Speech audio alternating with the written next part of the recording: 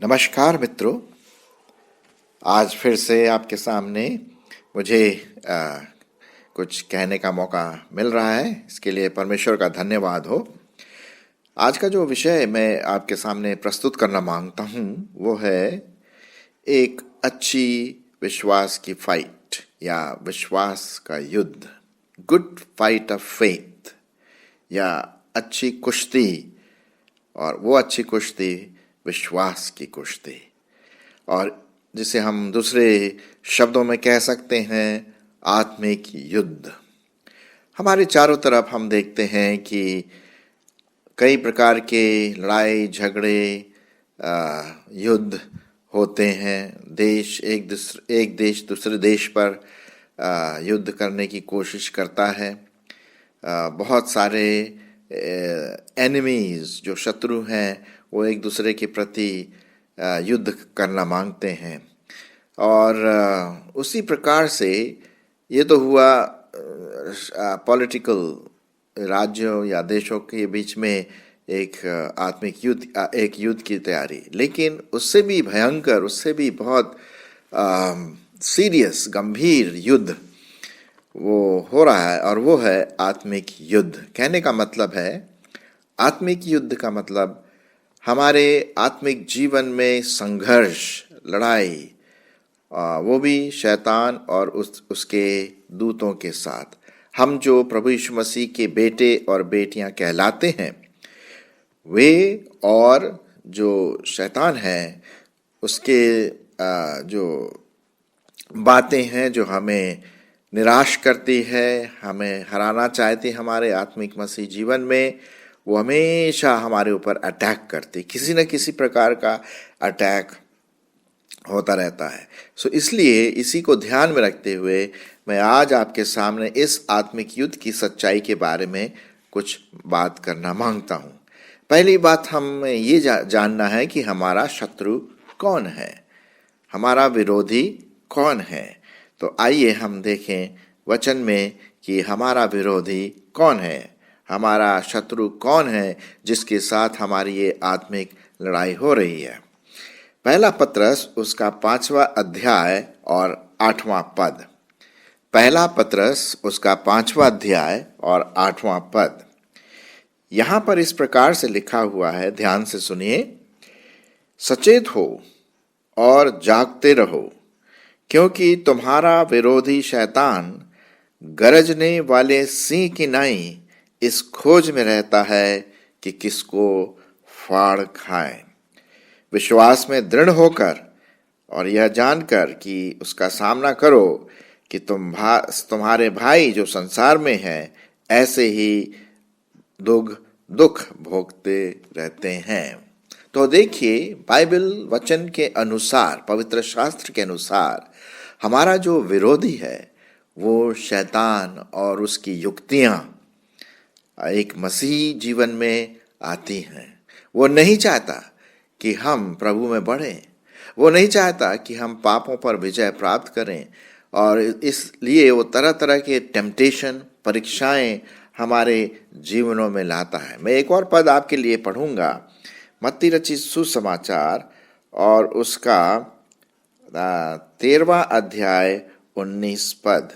मत्ती रचित सुसमाचार उसका 13वां अध्याय और 19 पद।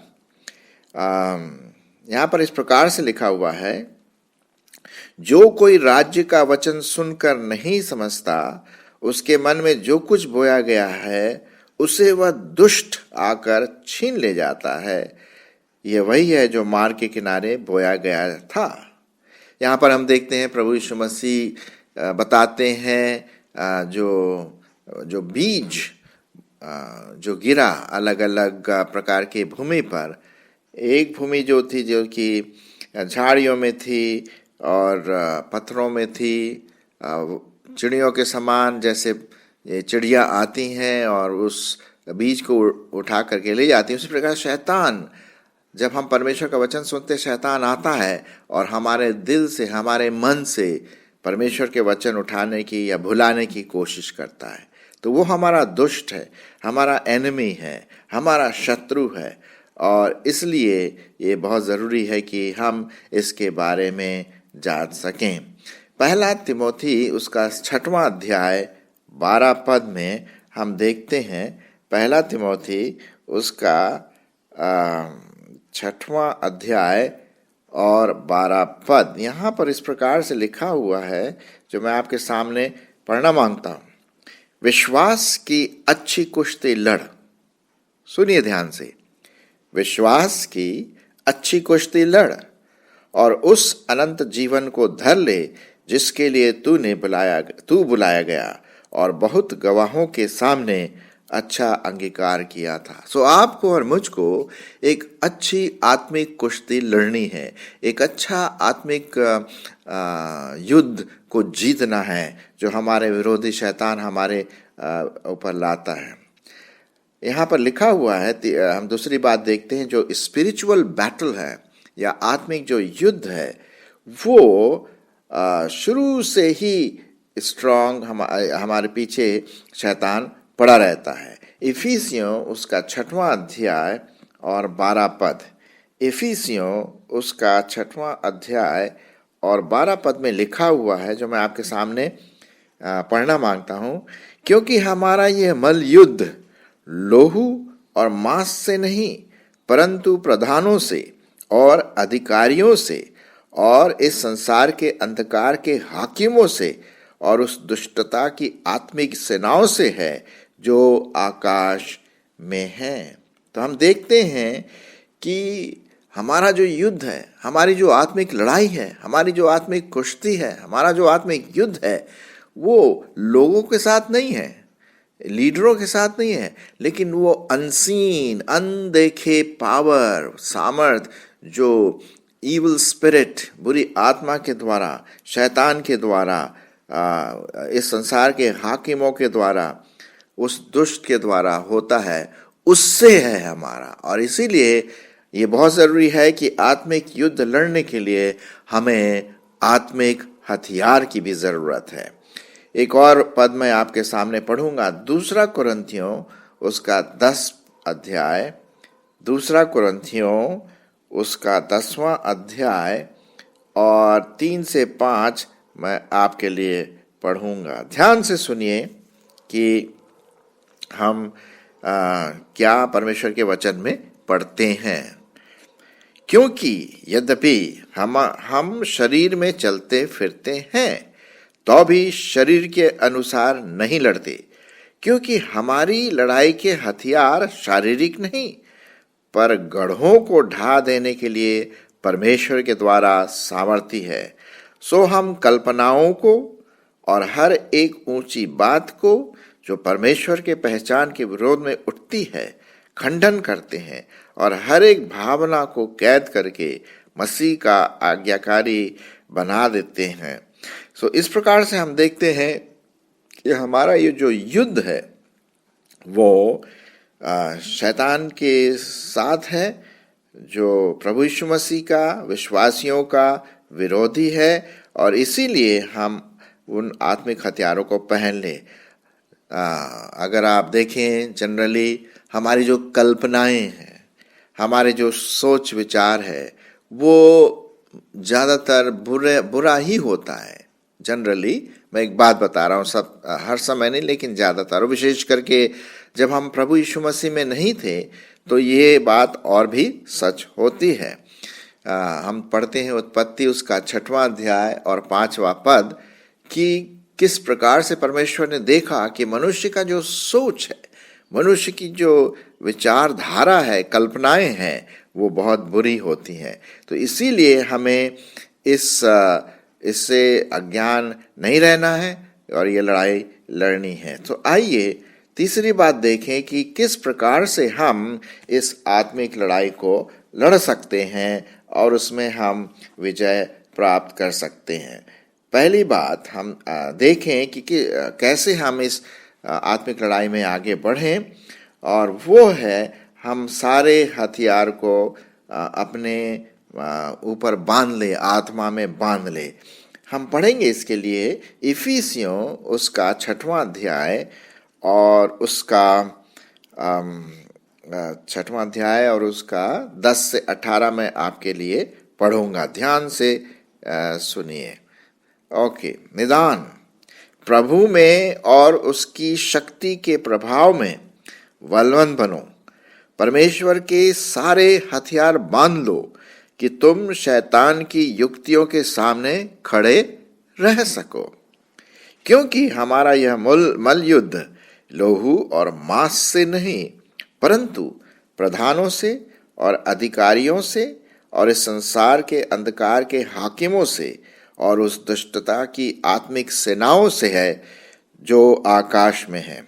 इसलिए परमेश्वर के सारे हथियार बांध लो कि तुम बुरे दिन में सामना कर सको और सब कुछ पूरा करके स्थिर रह सको। ये बहुत इंपॉर्टेंट है कि हम अपने मसीही जीवन में स्थिर रह सके। सो आइए हम देखते हैं कि कौन कौन से आत्मिक हथियार हैं जो हमारे आत्मिक लड़ाई में, आत्मिक युद्ध में सहायता कर सकते हैं।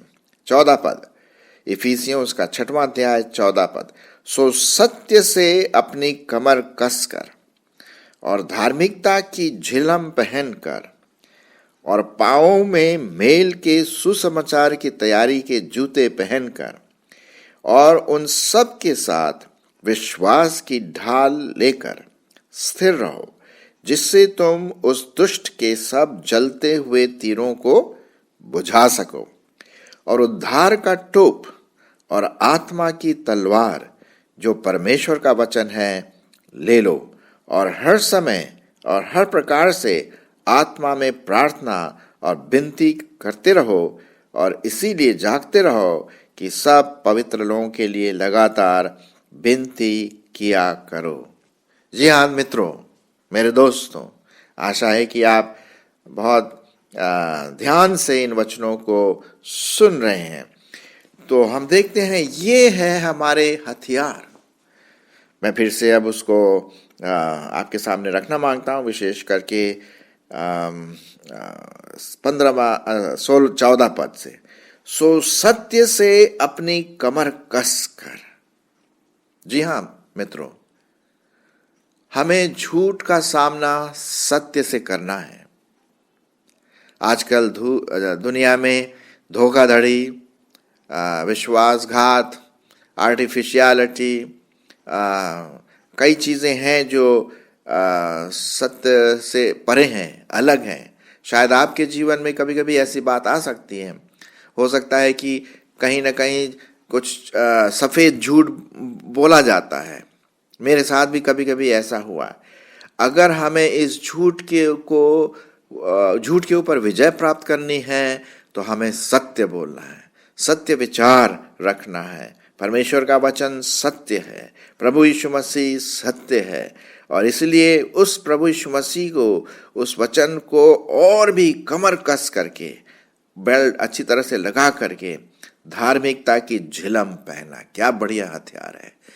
हम झिलम इसलिए पहनते हैं ताकि जो तीर वीर इधर उधर आते हैं, हम उसमें घायल न हो जाए आत्मिक रीति से। धार्मिकता, हमारा जीवन एक धार्मिक जीवन हो, हमारा जीवन एक पवित्र जीवन हो, हमारे सोच विचार पवित्र हों, और इस प्रकार से लिखा हुआ है। और धार्मिकता की झिलम पहनकर, और फिर 15वां पद में, पाँव में मेल के सुसमाचार की तैयारी के जूते पहनकर। क्या बढ़िया लिखा हुआ है। जहां भी हम जाएं तो हम लोगों के बीच में मेल कराएं, अलगाव नहीं। भाई भाई के बीच में, भाई बहन के बीच में, पति पत्नी के बीच में हम मेल का कारण बने। अगर कहीं पर कोई मिसअंडरस्टैंडिंग है तो हम उसको सुलझाने की कोशिश करें, क्योंकि लिखा हुआ है हमें इस आत्मिक लड़ाई में मेल के सुसमाचार की तैयारी करना। और सबसे बड़ी बात यह है कि जो अन्य जाति हैं, जो प्रभु यीशु मसीह को नहीं जानते, उनका मेल सच्चे परमेश्वर से करा सके, उनको वो सुसमाचार सुना सके। मैं बताना मांगता हूँ, कल ही की बात है कि हमारे यहाँ कुछ लोग आए थे कुछ सामान कुछ रिपेयर करने के लिए। तो हमने उनसे कह दिया, वे अन्य जाति के लोग थे, मैंने उनसे कहा कि भाई हम विश्वासी हैं, मसीही हैं, क्रिश्चियंस हैं, और हम प्रभु यीशु मसीह के बारे में दूसरों को बताते हैं। तो उन्होंने बोला अच्छा, बड़ी खुशी की बात है। तो मैंने उन तीनों को परमेश्वर के अनुग्रह से वचन सुनाया और मैंने कहा कि परमेश्वर आपसे मेल करना मांगता है। आप प्रभु यीशु मसीह को अपना जीवन में उद्धारकर्ता ग्रहण करिए, अपने पापों से पश्चाताप करिए, क्योंकि यीशु मसीह आपके पापों के लिए मारा गया, गाड़ा गया और तीसरे दिन मुर्दों में से जी उठा। तो मैंने उनको बताया, मैं नहीं बोल रहा हूँ कि उन्होंने सच में प्रभु को ग्रहण किया, ये तो उनकी बात है, लेकिन हमारा और आपका काम, एक विश्वासी का काम है कि हम मेल के सुसमाचार परमेश्वर और लोगों के बीच में दूसरों जो सुसमाचार है उसको हम सुना सके, प्रभु यीशु मसीह का सुसमाचार। तो पाँव में मेल के सुसमाचार की तैयारी के जूते पहनकर, ये हमारी आत्मिक लड़ाई है। और आगे देखते हैं, और उन सब के साथ विश्वास की ढाल लेकर स्थिर रहो। प्रियो, कभी आपके जीवन में शंका आती है, पता नहीं यार, मैंने प्रभु यीशु मसीह को ग्रहण किया, पता नहीं क्या है, प्रार्थना का उत्तर नहीं आ रहा है, मैंने अभी तक कितना, मेरे अपने बीमारी चल रही उसका अभी तक चंगाई नहीं मिली, पता नहीं परमेश्वर है नहीं है। अरे साहब, ये अटैक कहाँ से आ रहे हैं? ये अटैक हमारे ऊपर शैतान से आ रहे हैं। वो शंका लाना मांगता है, डाउट लाना मांगता है, ताकि हमारा मसीह जीवन स्थिर न रहे, गिर जाएं, हम फिसल जाएं और वो विजयी हो जाए, दुष्ट विजयी हो सकता है। सो इसीलिए परमेश्वर के वचन में क्या लिखा है? विश्वास की ढाल। ये जो जलते हुए तीर आते हैं ना, शंकाओं के, डाउट के, उसको हम विश्वास से उसको गिरा सके। जी हाँ, उस विश्वास, वो अटूट विश्वास जो आपके और मेरे बीच में है, हम उसको और पहन के रखे। ढाल को जैसे ही शंका आता है, डाउट आता है, एकदम से ढाल को आगे कर दे। नहीं, मैं विश्वास करता हूँ परमेश्वर है, वो उसकी अपनी मर्जी है कि वो क्यों ऐसा कर रहा मेरे साथ, लेकिन मुझे स्थिर रहना है। जैसा लिखा हुआ है, उन सब के साथ विश्वास की ढाल लेकर स्थिर रहो, जिससे तुम उस दुष्ट के सब जलते हुए तीरों को बुझा सको। जी हाँ, तभी हम और मैं और आप उस आत्मिक युद्ध में जयवंत हो सकेंगे, जब हम विश्वास से आगे बढ़ेंगे।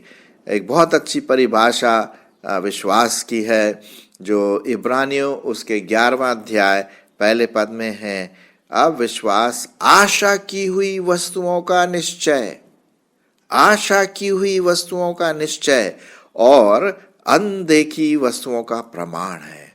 और पूरा अध्याय विश्वास के बारे में, किस प्रकार से पुराने समय में परमेश्वर के लोग विश्वास में दृढ़ रहे, स्थिर रहे।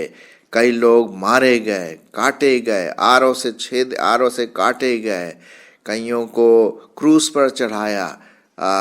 विश्वास के साथ उन्होंने किया। मेरे प्रियो, मेरे दोस्तों, हम जब भी डाउट आता है, जब भी लोग हमारे विरोध बोलते हैं, हमें उस विश्वास के साथ आगे बढ़ना, जीवित विश्वास कि प्रभु हमारी सहायता करेगा। दानियल को जो सिंहों की मांद है उसमें डाल दिया गया था, लेकिन उसने इनकार नहीं किया परमेश्वर का। उसने कहा कि जिस परमेश्वर ने मुझे बचाया, वो मुझे सिंहों से भी, शेरों से भी बचा सकता, और वही हुआ।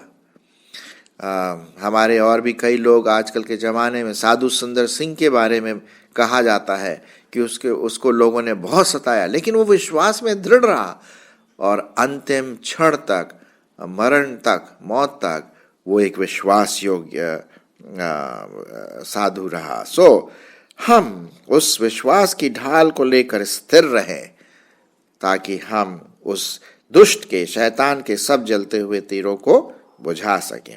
फिर उसके बाद हम पढ़ते हैं उद्धार का टोप। जी हाँ, क्या आपने उद्धार पाया है? मेरी आशा है, क्योंकि ये मैसेज विशेष करके उन लोगों के लिए है जो प्रभु यीशु मसीह में उद्धार पाए हैं। सो उद्धार का टोप, अपने माइंड को परमेश्वर के वचन से लिप्त करें।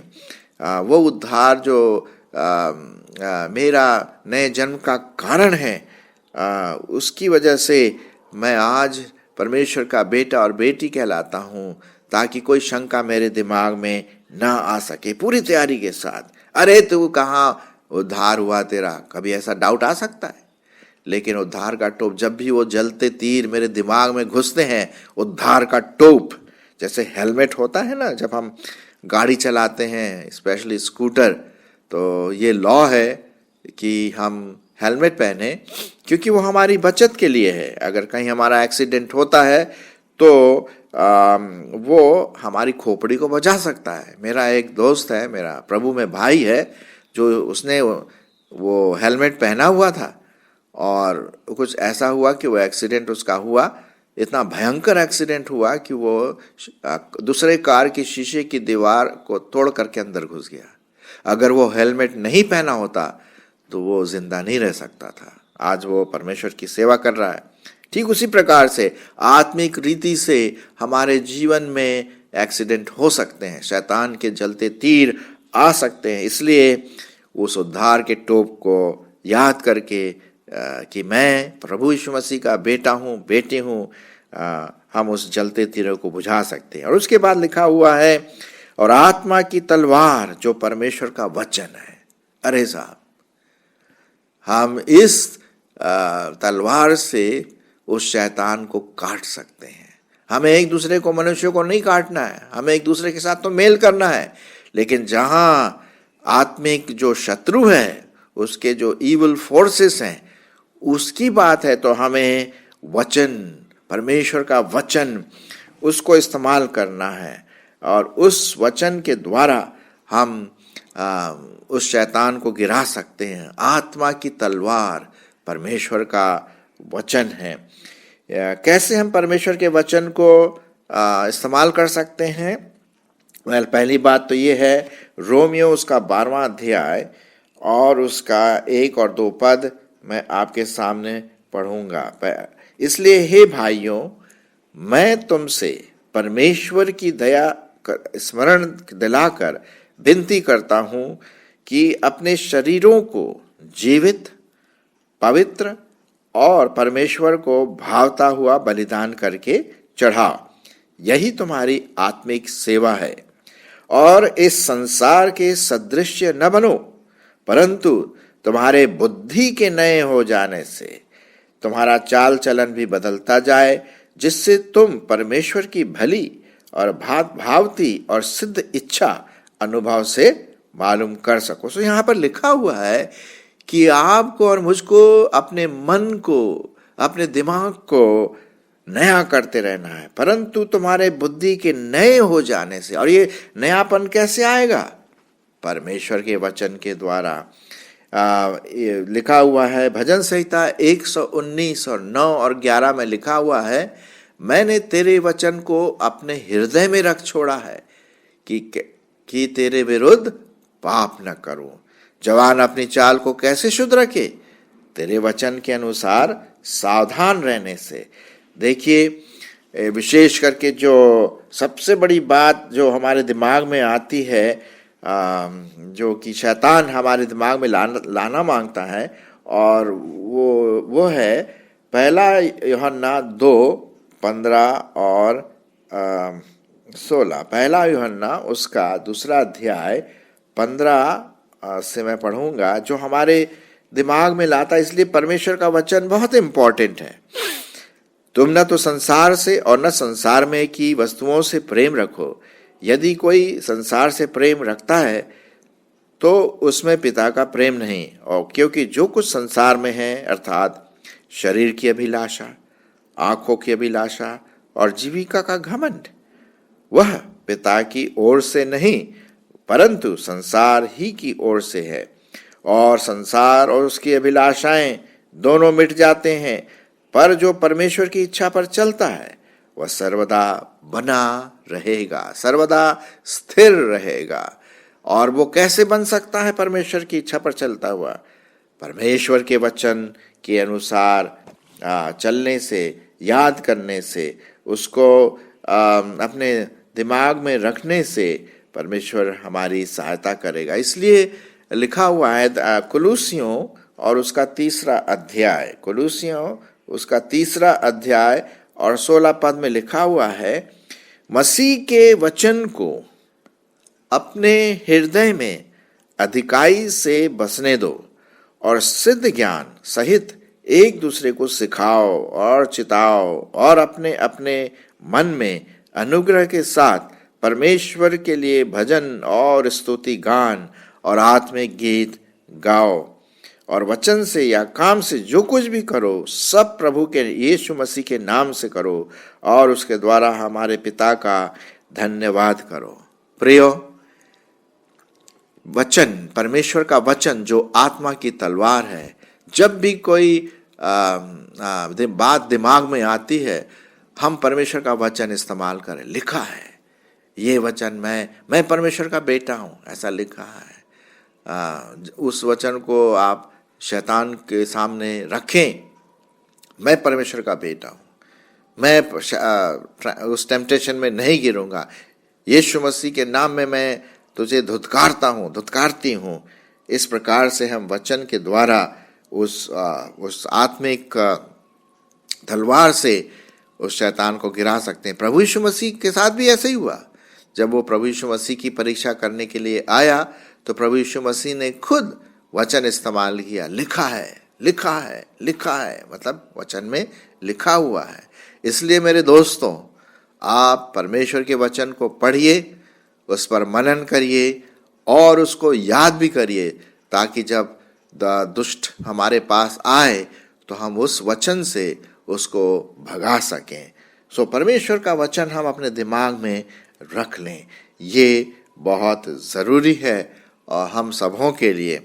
आशा है कि आज के इस छोटे से डिवोशन के साथ कि हमारी जो आत्मिक युद्ध है वो शैतान के साथ है, और इसलिए इस आत्मिक युद्ध के लिए हमें उन गढ़ों को ढाना है, उन विचारों को ढाना है, उन जो कल्पनाएं हमारे मन में आती है ढाना है, गिराना है, शैतान की हर युक्ति को असफल करना है। इसीलिए हमें आत्मिक हथियार पहनना है जो हमने अभी आपके सामने रखा, और आशा है कि आप इसको ज़रूर ध्यान में रखेंगे। और जब भी शैतान आता है अपने आत्मिक सेनाओं के साथ, हम पवित्र आत्मा के द्वारा आत्मा की तलवार लेकर के और सत्य की जूती, सत्य का कमर कसकर, और जो उद्धार का टोप है और विश्वास की ढाल है, मेल के सुसमाचार पहन करके परमेश्वर के वचन के साथ हम लड़ सके और आत्मिक जीवन में हम स्थिर रह सकें। मेरी आशा है कि आपके मसीह जीवन में आप इसी प्रकार से लड़ते रहेंगे और विजयी होते जाएंगे। परमेश्वर आपकी इस आत्मिक लड़ाई में अनुग्रह करे, शांति दे। आमीन।